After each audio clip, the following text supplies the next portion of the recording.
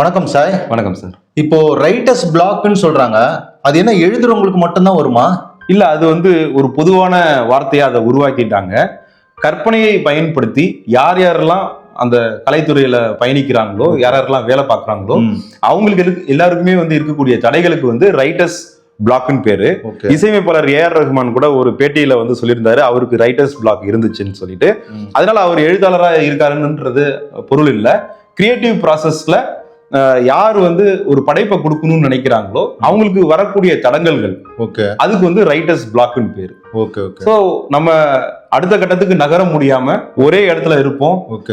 ஒரு வெள்ளை காகிதத்தை பார்த்தாலே நமக்கு எரிச்சலா இருக்கும், ஆனா நமக்கு மனசுல எல்லாமே இருக்கும்.